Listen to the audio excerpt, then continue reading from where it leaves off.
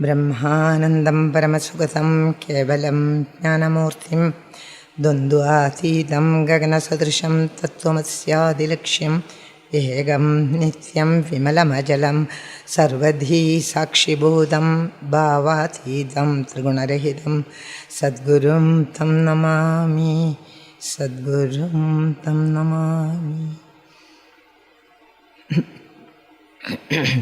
ईश्वरो गुरुरात्मेति मूर्तिभेदविभागिने व्योमवत् व्याप्तदेहाय दक्षिणामूर्तये नमः दक्षिणामूर्तये नमः। Brahman is like my throat at this moment because it's such a loud throat. Generally, I arrest the audience by my first words. But now something is covering it. What is covering? Disease. Something is there which is not allowing it to come out. So, though Brahman is your very nature, you are not able to experience it. Anubhava is not there. Why? Because you have made a nice wall around it. Is it not? Beyond which you cannot see. You can only see yourself as the son of so-and-so, the wife of so-and-so, the mother of so-and-so, etc., etc. Those coverings which cover the very essence in you. And hence we keep on saying, you are Brahman. It doesn't penetrate these walls. There was a great saint in Madras, I think, Vallalar, who had no other upasana, but the upasana of the Jyoti behind so many curtains. He will put curtains one after the other and the Jyoti will be there. And his only prayer is, he removes one by one the curtains. Then every curtain is removed, the light becomes clearer, and the last curtain is removed, the light shines in all its brilliance. That was his sadhana every day. So also we are forgetting this self-forgetfulness that I am the Atman, the self, is costing you very heavily. You have become a mere samsari, full of problems, sorrows, and whatnot. That I am Brahman. Brahman means nothing more is needed in this world. I am Purna Swarupa. I am Purnatma, fullness, bliss absolute, knowledge absolute. Is it not? Existence absolute. Then what more you want in life? If you are Apurna only, you need something from the world. But I am not Apurna. So reminding yourself that I am Purnam, that there is nothing I want in this world. I have become apta kamasya kaspriha. Where is the need for us to have a desire when I have nothing to desire for? Oh, but we have not reached all that state. You will reach if you think correctly. Is that right? That's what we have learned in so many Upanishads. The Upanishads literature is particularly meant to take you to your own inner self, to tell you the dimensionless dimension that you are. Every Upanishad simply goads you, not outward but inward. And the more you go inward, the nearer to that truth you are reaching. And once you reach it really, then there is no more search. Gaudapada Acharya says very beautifully that when I realized the Turiya Atma, the fourth state of, there is no fourth. Fourth is a Maya Sankhya. There is no fourth. There is only one thing, and that is Turiya. There is no first, second, third are all Mithya. And the fourth alone is the right thing, and the fourth is all pervading. So how can you say it is fourth? So here, Shankaracharya giving the Mangala Shlokas beautifully says, Maya Sankhya Turiyam is not a Sankhya at all. With reference to the three, you are saying it is fourth. But actually the fourth alone is in the first, fourth alone is in the second, fourth alone is the third. And there is no fourth. Fourth alone is everything. Now, Gaudapada Acharya was a Shrotriya and Brahmanishta, not an ordinary man. Pragalbha, Shiromani he was. He was learned in the scriptures so thoroughly that he never looked this way or that way, he never deviated. Whereas in other Upanishads you will see some Srishtivada is there, some karma theory is there, something is there, which takes your attention away from that truth which is Brahman. Whereas his eyes are riveted to that one infinite truth. And never he turns this side or that side.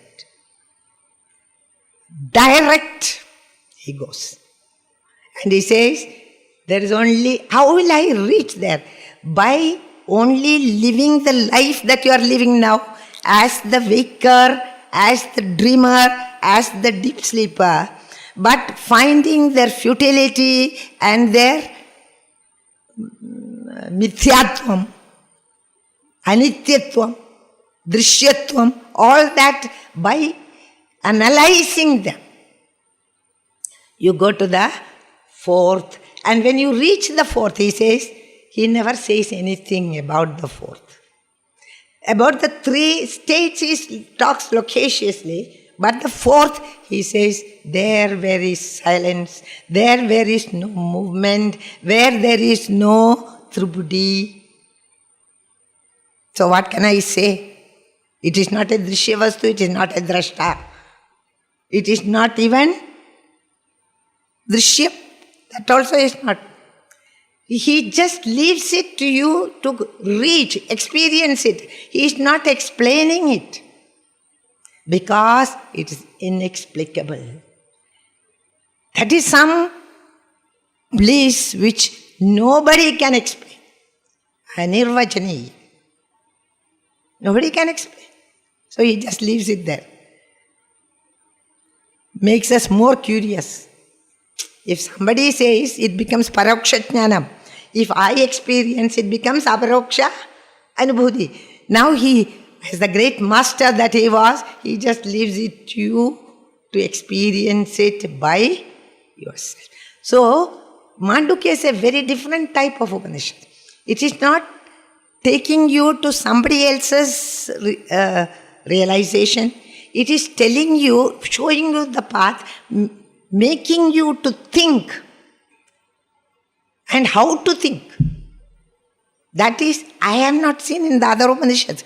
How to think logically is what Gaudapada has achieved in Mandukya. No wonder they say it is the very basis of Kevala Vedanta. And Shankara has, Gaudapada had lived much before Shankara, and Shankara Bhagavad-pada had great regard for this master. So much so, the 12 verses of the Upanishad, as he pointed out, it is the smallest Upanishad, but Krisha Sharira Jnana Gambhira, they say. It is small, thin body, that Upanishad. But it is Jnana Gambhira. The 7th verse itself you can't explain for 2 days. That difficult it is. Anda pratna, vishpratna. Each word requires so much explanation. So, Bhagavan Gaudapada teaches us how to take the Upanishad mantras and how to think. He is not asking us to become vadis. That was not the idea. The idea is you do vadam with yourself and come to own that great treasure which is yours. So, truly speaking, I don't know whether in the first instance you will understand Mandukya. Swamiji was making fun of me. What, you are studying like a school student? This is Mandukya and you are studying like as though you are a student. I tell you the truth, every time you read it, every time you get new insights in it. Now what all I experienced in that learning, I cannot share with you sometimes, but you have to do it. That is what their Gaudapada means by saying he never gives us any upasana except Onkara Upasana. Why Onkara Upasana? Because Onkara Upasana is not a Upasana. In every Upasana, there is a Upasyam, there is a Upasaka. In Onkara Upasana, you are the Upasyam, you yourself are the Upasaka. You understand? There is tadatmyam between Brahman and Om. There is tadatmyam there. That is why it is easier to think about that oneness. Jiva Brahma Aikya is easier to understand with a pradigam like Om. So he starts with Om so that the wandering mind can be brought to that single pointed devotion to the truth. And really I read that Onkara Upasana so many times. It was so very interesting. And not for teaching, just because I enjoyed it. I was going on reading it again and again and again. You understand? So here is a text which is going to absorb all your attention. And I want the entire mind to be with me. I only hope my throat cooperates soon.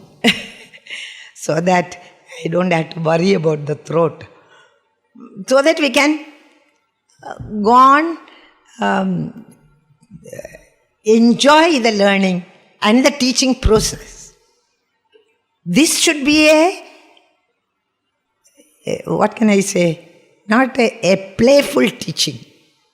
We should enjoy every moment of it. Gaudapada never went this way or that way. He never told you any adhyaropa, apavada, nothing he said. He only said, you go through 3 periods of time, but they are all mithya. Why they are mithya? Drishyatvad, anityatvad, everything we know that we have learned in other Upanishads. So they are not true. And what is the truth?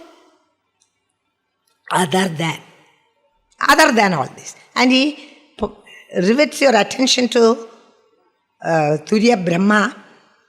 And after, to reach that state, to go Trikala Adhita Brahma, you have to go through the Trikala. Go through this waking dream and deep sleep state experiences and negate them. You cannot simply say, no, all these are midya. Then who will believe you? Experience it and reject it. Because is this going to give me permanent happiness? Is it not born in time? Is there not a time when it is not there? What is the Satyavastu? What is the Satyavastu? Satyavastu is Trikala Abhadita Vastu. None of these 3 states are Trikala Abhadita. Trikala Adhinaha. Whereas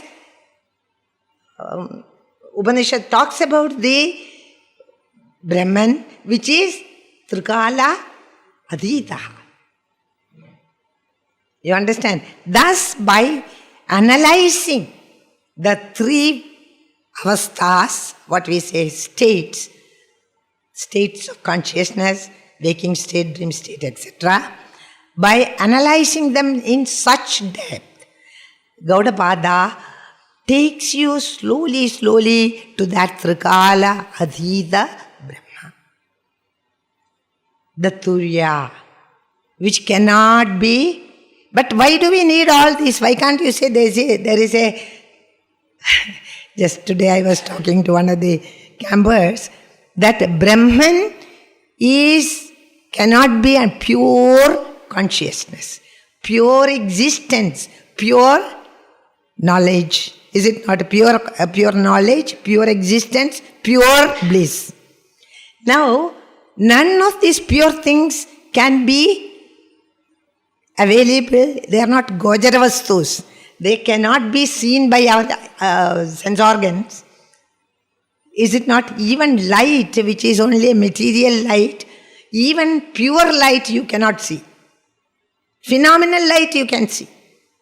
Is it not? This electricity which comes through that bulb you can see. But can you see pure light? You break all the bulbs. Where is light? Light is gone or what? Or electricity is gone?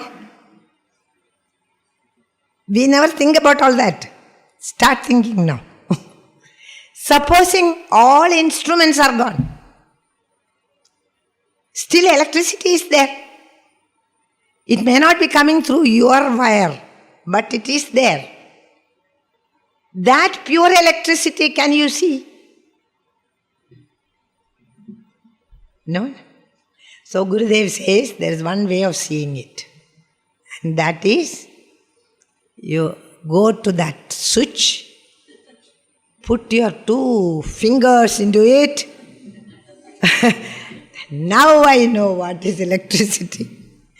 Is it not? Nothing you can see like that. Similarly, and that which is purer than the purest, Brahman, you are not going to see with your eyes, with your hear with your ears, or smell with your nose. Now nothing is going to happen. If at all you have to see, there should be something which reflects it. That is why we have got so many pradigas. That is why we have so many symbolisms. Though all the other religions laugh at us, they also have their own symbols. Without symbol, you cannot think of something called pure light, pure consciousness.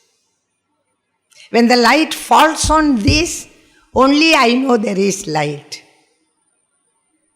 So also, Brahman reflecting in that Nada Brahma, Om. You understand? That is why Omkara Upasana is taken up by Gaudapada for this particular purpose.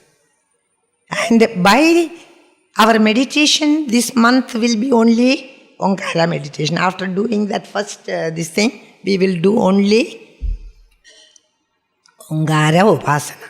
And what is, it is not a Upasana where Upasaka, Upasyam, Upasana, everything mingles together.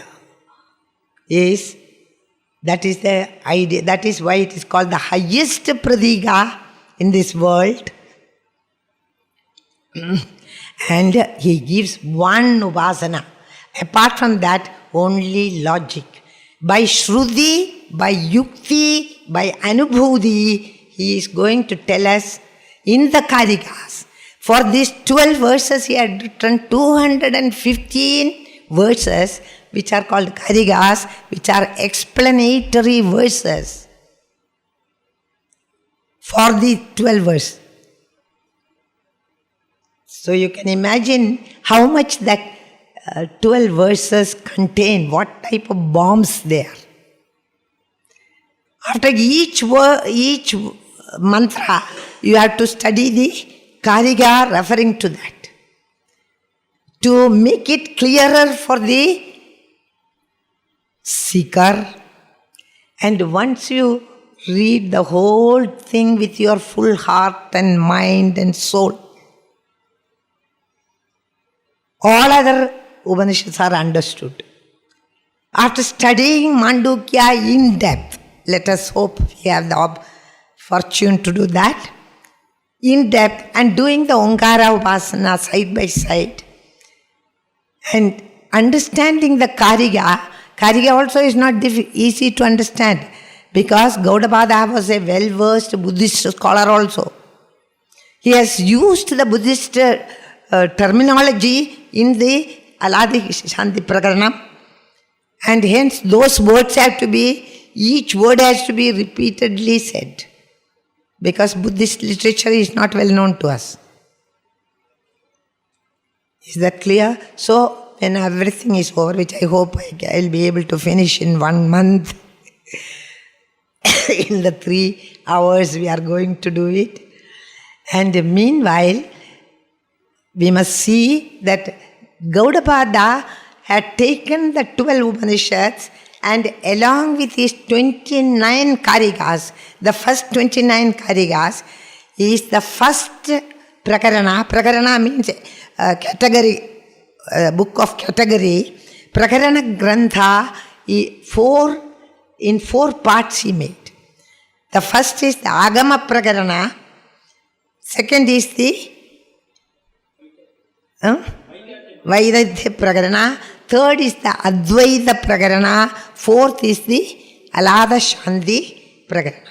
Now the first Agama Prakarana itself will finish the Upanishads. But the meaning of that Upanishad continues up to the Alada Shanti Prakarana. So, we are going to see that how deeply he is talking about the light that is continuously burning in all of us without our knowledge. Andar Jodi, Bahir Jodi, Pratik Jodi, Parat Paraha. That Jodi is within all of us. Unknown to us, it is doing everything for us. We have never made an effort to find out where from I am getting all this strength, where from I am able to be conscious of the world, where from I am gaining messages without my knowledge. Have you thought? You are a poet, you are very proud of you write your signature so beautifully. But where does it come from? That poem came from where? Isn't it? Not from you. From the consciousness that is burning in you. It just comes out when the mind is clear and pure sometimes. When the mind is all clouded, nothing comes. So, every talent that we possess, every ability that we have, every knowledge that we have is the blessing of that infinite Lord who is blessing you every moment of your life. Now is time that you turn within yourself and seek this. And then when you find it, what will happen? Immediately realize it is not only within me, it is everywhere. The moment you realize I am the self, you will also realize that self is not only in me, the self is in you, in her, in everything, in every being in the world. This Sarvatma Bhavam will come along with that knowledge. If it has not come, then your realization is only, mostly as he said, intellectual and partial. Not true. You understand? Because somebody said you are Brahman. So that knowledge is only partial knowledge. But the moment I know I am Brahman, Brahman means Brihatvad Brahman, everything is me alone. Immediately along with that, the knowledge should happen.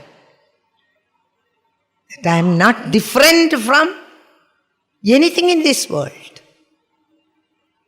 So when Bhagavan Krishna says in the 12th chapter, Adveshta Sarvabhudanam, he only means understand that you are all. How can you hate yourself? You are everybody. That is why the Mahatmas are always full of love. Even when they are very wicked persons, they are loving always. We are not able to. We differentiate, and we suffer, and we move away from our true nature. So how do you know that you are in the right path? At least tell me, so many Upanishads are over. How do you know you are in the right path? Don't look at me, I am not going to help you. What will be? Some symptoms will be there, no? Comes down a lot. Raga Dvesha? Not there. Then? If Raga Dvesha is not there, what will be there? We are at peace with ourselves. Peace with the world, not only with ourselves. We are in harmony with the world. Then? Tell me. How many people you will hate after that? That means what? Love for all. Not because you have to love. It's not 10 commandments. In 10 commandments you can say you love all your brethren. But next day they will go for crusades. No, that is not what we are talking. This is something not from outside you are getting. You are getting it from inside. It's an expansion of consciousness in love.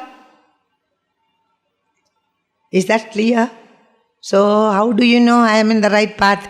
I start becoming more and more loving, more and more understanding, more and more tolerant, more and more accommodative.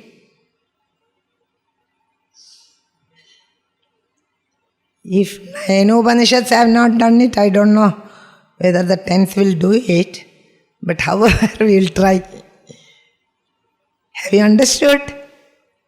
I feel a different person. This is not to write essays. This study is not going for that. By studying this, I become a changed person. A totally different person. I cannot know myself. Is this the same person? What's happening to me? That way. That is to become godly. This godliness is the benefit, is the reward for a student who takes the effort to understand the Upanishad in all its implications. Gaudapada Acharya goes to the extent of saying, nothing is born in this world. Whatever you are seeing here, Ajadivada, which shocked the scholars of those days, of even these days. He says, nothing is born. Ajadi, he calls it. Because all that you see is nothing but Brahman in different forms. So what is there? Only Brahman. Who are you? You are also Brahman. Who am I? I am also Brahman. Then where is the necessity to differentiate? Oh, this does not come by mere words. This comes by the development of the consciousness within yourselves. An expansion of consciousness which should be the aim of all Upanishadic student, and much more so one who studies Mandukya. You, without your knowing, you start changing. What have I been doing with my life all these years? We feel. Having studied it, that is the feeling I got. How much waste I have gone through. I wasted almost 3/4 of my life to come to understand what Gaudapada Acharya is trying to tell us. Once you have understood that truth about Brahman, nothing else is there. Then don't ask silly questions.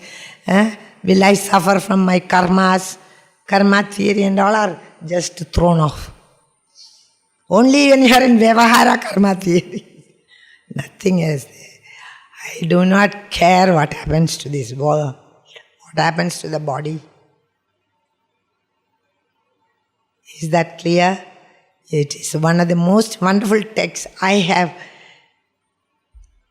read and enjoyed. And I only wish I have the health to share the joy with you in the coming month. And something we can do together. Thank you so much. My throat is failing me. We will meet tomorrow at 6:30. I will not come for the morning meditation immediately. Let the throat become all right. I'll come for 6:30 class. Try. Make it 7. 7. Tomorrow, 2 days you take. Okay, tomorrow 7 o'clock. I'll take only 1 hour because I don't know about this throat.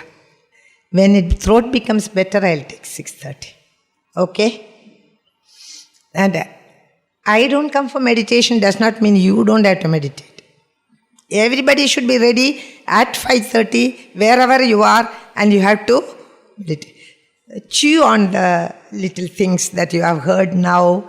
Read the Gurudev's commentary on the Agama Prakaranam slowly and just chew the cud and meditate. Every day, all of you meditate. Meditation is not for the teacher. Meditation is for you. So don't say, today no class. Don't behave like a LKG student. Today no class. Not like that. 5:30 sharp, you sit wherever you are, meditate. Till 6 o'clock. I tell you, it is the morning hour is the best. And go deep within. Ramana Maharshi says, Hridaya Kuhara Madhye Kevalam Brahma Matram. Where, what is the address of this Brahman? It is in the heart. Very center of you. In the very center of you is Brahman. So look inward, not outward. And not only Brahman is there, how do I know? From that heart alone comes the, what do you call, Spuranam. I. Aham idi sakshad atma rubena bhadi. It is, so when every time you are saying I, that I is coming from Brahman. So you just stop that I and look inward. There is Brahman. What you do is, I am happy, I am unhappy, I hate that person, I do this, I do that. So I goes on a trip. Instead of that, go to the very source of the I. You will, someday, you will experience Brahman. Clear? So you hold like that and even chant this mantra, which helps me a lot in my meditation. Hridaya Kuhara Madhye Kevalam Brahma Matram Mahamidi Sakshad Atma Rubena Bhai. I am Atma, Brahma comes in this Upanishad. That Atman is Brahman. It comes there in that. Which is really powerful. We need support, alambanams. That is there in these mantras. Take one such mantra which you like and concentrate on that. So 5:30 meditation. Then 7 o'clock I'll come here. Read, I will tell you, I'll ask you to read little 5 pages and come. Then you will understand it better. If you did not understand, when I explain, you will understand. Okay? I am sorry for my bad throat. And I want to thank you all. Many of you are old timers, and I am beholden to them for their encouragement and coming here year after year and against all odds to listen to this broken record now. So thank you so much. Om Purnamada Purnamidam Purnat Purnamidachyate Purnam Om